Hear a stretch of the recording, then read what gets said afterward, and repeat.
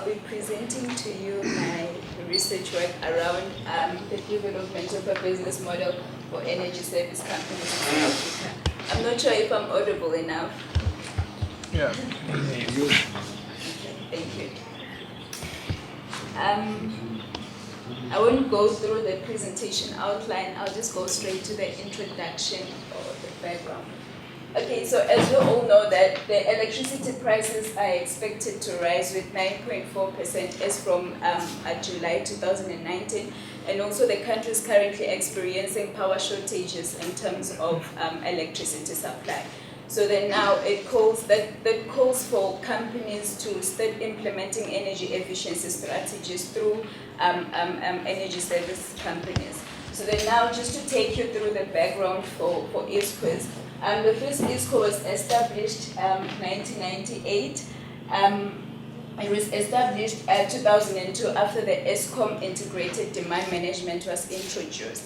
So then now, looking at the time, the ESCOs were established, and now it actually shows that it has not grown into a vibrant industry in South Africa because of a number of factors that I'm going to look into as I continue with the presentation. So one of the factors that affected them was the closing of funding by the IDM, the Integrated Demand Management side of ESCOM, and then that was after the introduction of a new performance-based PSM model that was introduced 2015. So then now, looking at the problem statement, currently the energy service company industry has a low level of market penetration, which September 2016, there were about 500 ISCOs. There were 500 ISCOs initially, but as of September 2016, there were about 50 ISCOs on the market. So that generally shows that there was a very huge decline from the original companies that were on the market. So then now this indicates the need to support the ISCO industry. As well, the country do need energy efficiency strategies in terms of savings as well as cost reductions, considering the fact that as the electricity prices are increasing, some of the companies, they are forced to shut down their companies, more especially SMEs. Another issue is, as I was conducting my study, I got to realize that there's a lack of business model in taking their products and services to the market. So then now, what I considered was, it is very good to have an innovative product, but then now if there are no channels or no means of taking it to the market, then it's as good as nothing. So, yes, and now in one of the methods that they were using a try and error method. They'll take their innovative product to the market, and then they go into a large scale only to find that they end up failing, they don't succeed in the market. So the most companies that are experiencing this is Tier 3 ISCOs. By tiers, there's Tier 1. Tier 1 are full ISCOs, the fully established ISCOs. Then there's Tier 2. Tier 2, they are developing ISCOs. Then there's Tier 3. Tier 3 are mainly the startups. So just to add on the problem statement, I have the ISCO evaluation chart that is looking at different areas of specialization: traffic, street lighting, building, HVAC, water, wastewater generation, and etc. But then now when looking through at the ISCO evaluation chart, there is looking at the legend. There's Tier 3, Tier 2, Tier 1. I'll just straightly go to Tier 3. When looking at the number of companies that are startups, they are few. Looking at the ISCO evaluation chart, and also looking at a provincial level, Tier 3 in Limpopo there's 9, in Northwest there's 9, Free State there's 9, Northern Cape, KZN, Eastern Cape, Edinburgh and Western Cape, as well as Gauteng and one in Mpumalanga. So that basically shows that there's a need to support the ISCO industry. There's really a problem with them not developing. So the aim of the research study is to develop an effective business model with startup ISCO specializing in energy efficiency in South Africa. So I'll just go through the objectives. The objectives, number one is to evaluate the current status and performance of East Coast in South Africa, as well as Germany, Canada, two developed countries, which is Germany and Canada, and two developing countries, which is China and India. So the second one was to identify the root causes of low performance of startups East Coast in South Africa. And the third one was to develop an effective business model that will help Tier 3 East Coast to gain sustainable market. So I'm not going to go through the research questions. I'll just go through to the research scope. So my research scope is mainly Tier 3 East Coast that are focusing on energy efficiency. I'm not looking into renewable energy, but the business model is flexible enough to be transferred into any sector, either renewable energy or it's still applicable. So then now this is the literature review that I went through. It is not all, but I just picked up the core that I used in conducting my research study. I looked at East Coast ISCO models as well as the market, the general existing business models, the root causes, and energy efficiency.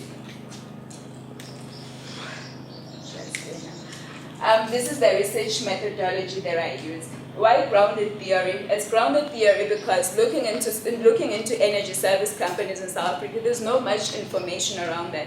So the information that I have, the literature that I got is literature from it's literature from other countries. But then now what I'm trying to do, I try to use a benchmarking process into the context, into a South African context, and developing the business model. So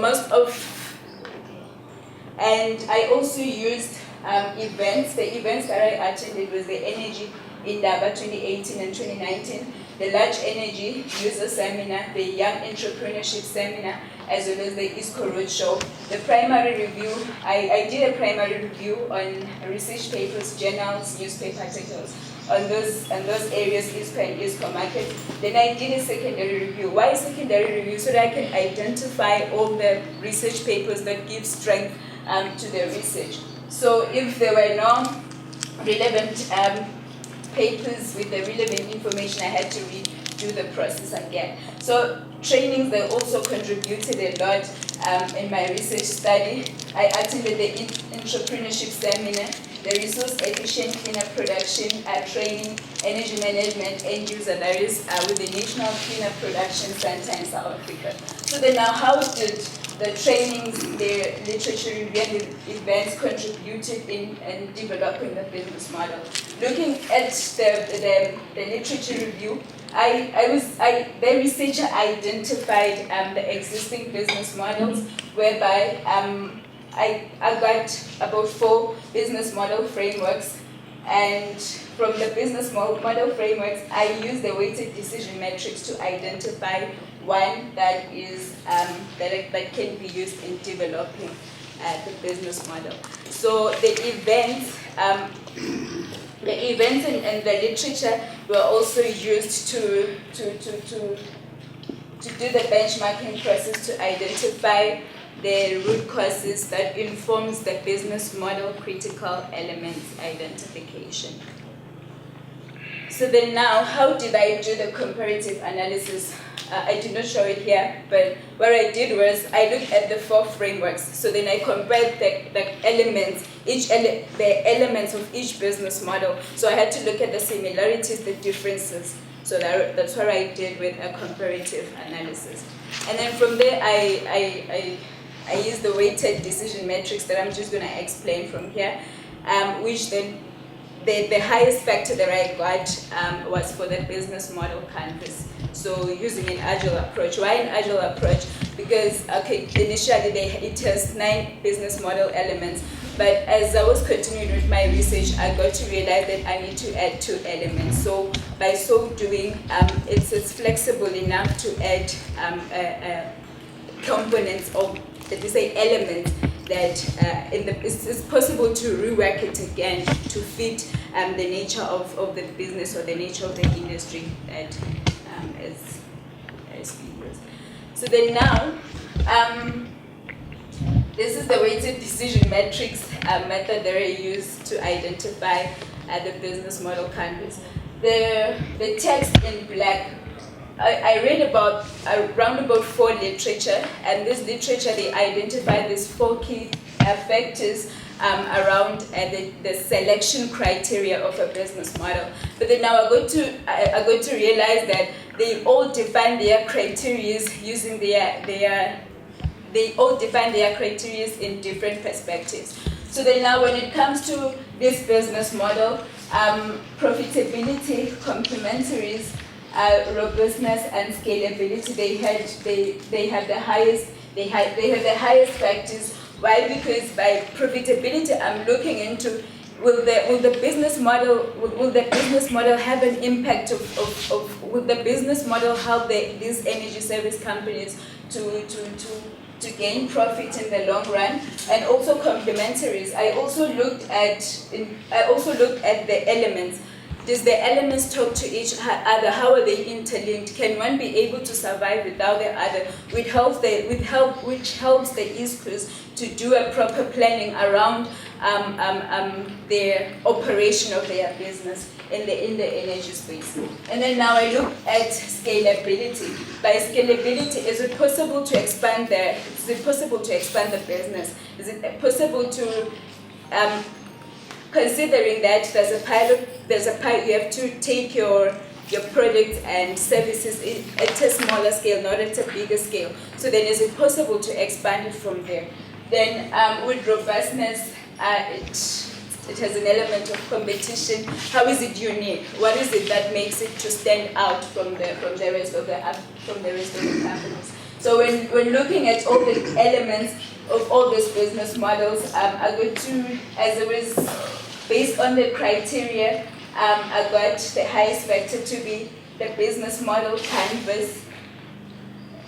And okay, so now this is the benchmarking. This is the key factors that were benchmarked by the researcher in developing the business model.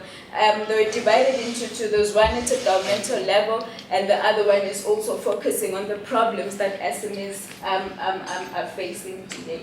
So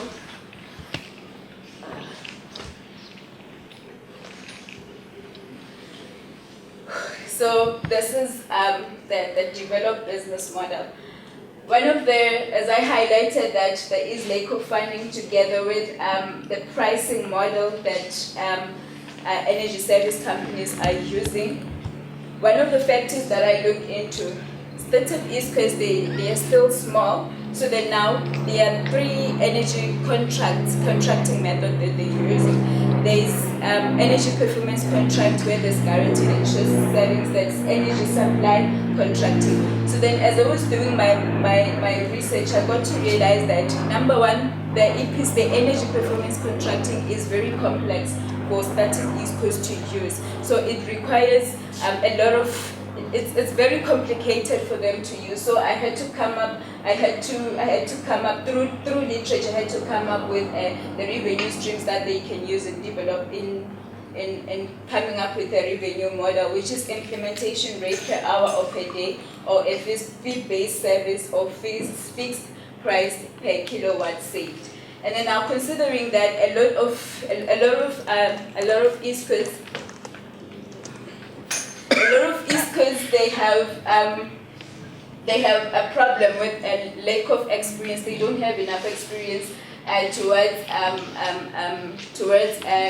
operating their businesses. So then those are the joint ventures that they can create, collaborations, joint ventures, and work together with people who are experienced.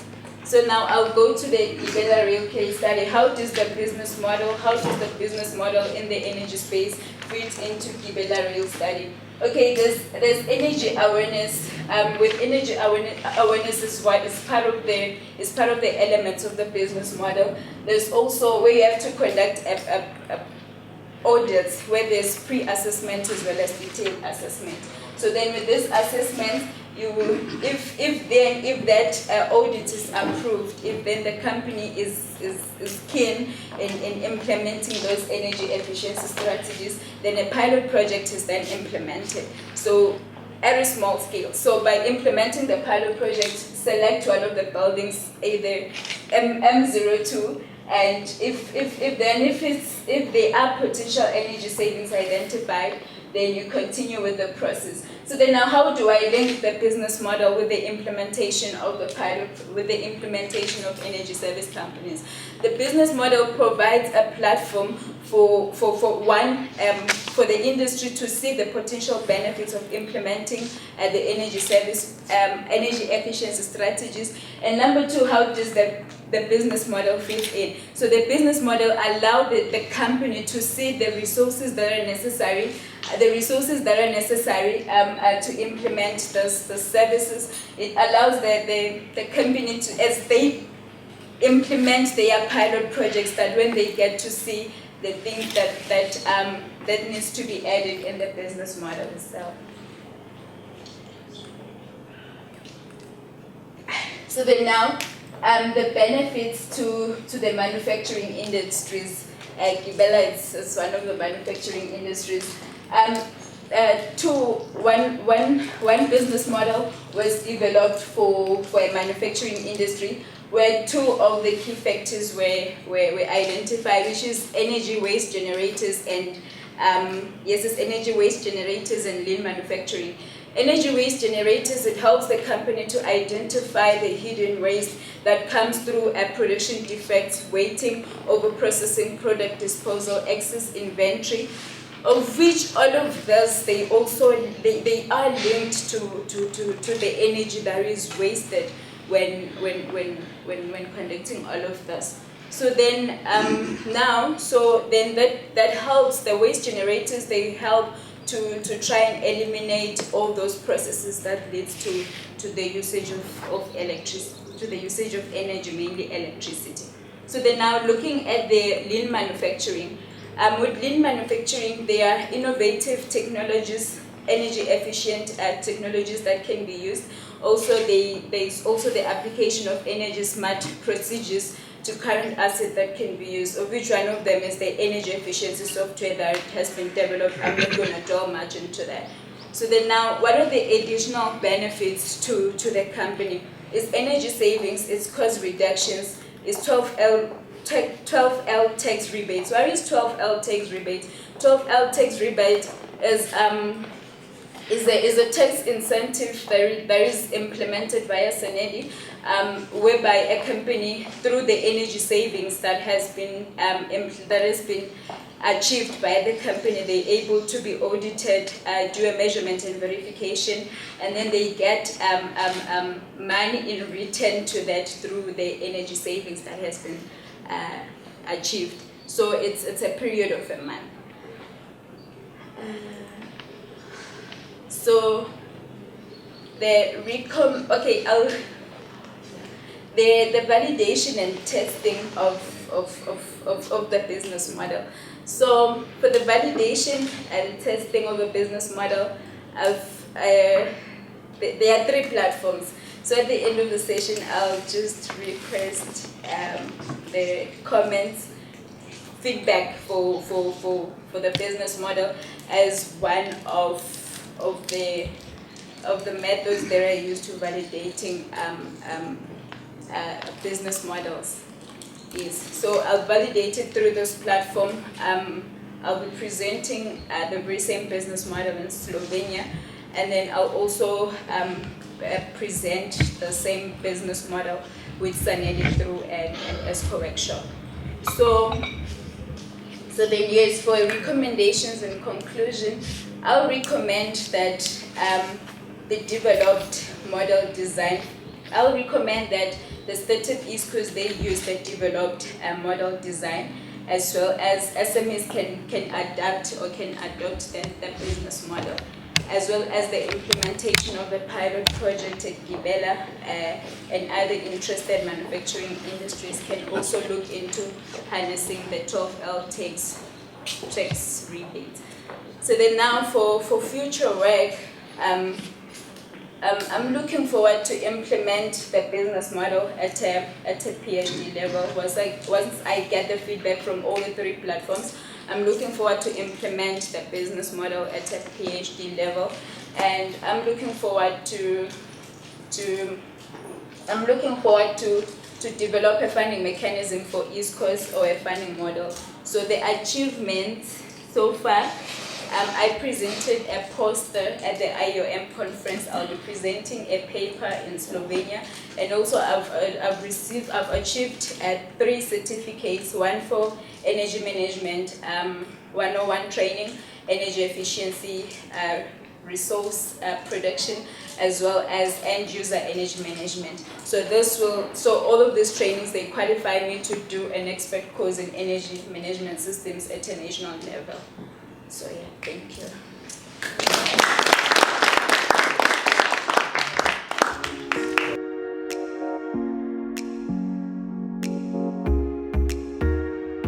Okay, looking at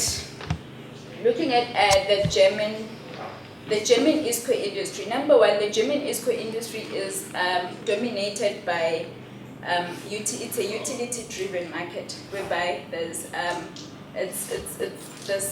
it's driven by the supply energy contracting. That's the most dominating market. But then, however, that did not limit the research in identifying the success factors that can be used. Number one, it's the awareness programs to train managers and operators about energy efficiency savings. So I found that critical.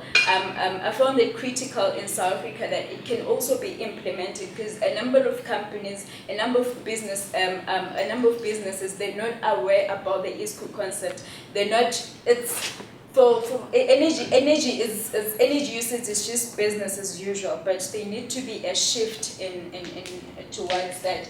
And also the project facilitators, the implementation of project facilitators and agencies, it is also another factor that is considered in Germany, as well as subsidies, grants, qualified and experienced staff.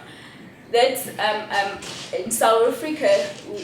Because looking at the ISCO industry, there are a number of industries that, a number of startups, they don't have experience in implementing energy efficiency strategies. Mm-hmm. So yeah. Then coming to Canada. Canada is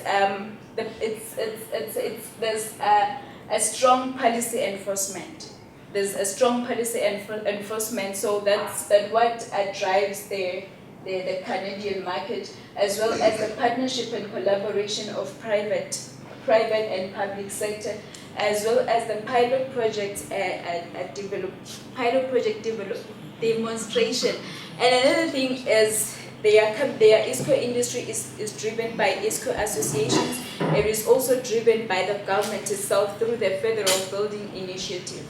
So, yeah, and in terms of financing and resourcing, they have innovative risk and transfer mechanisms. And one of the findings with the ISCO industry is there is no risk assessment. I think they couldn't do properly their risk assessment in terms of implementing their energy efficiency strategies in the market. Okay. Yes, then China. With China, they have strong policies on energy efficiency, as well as the government. The government is in the forefront in promoting energy efficiency at a national level, as well as their high skill level employees implementing the solutions. And India as well, they are backed up by their president as well as politicians. So hence their market is vibrant in terms of the ISCO industry. Yeah.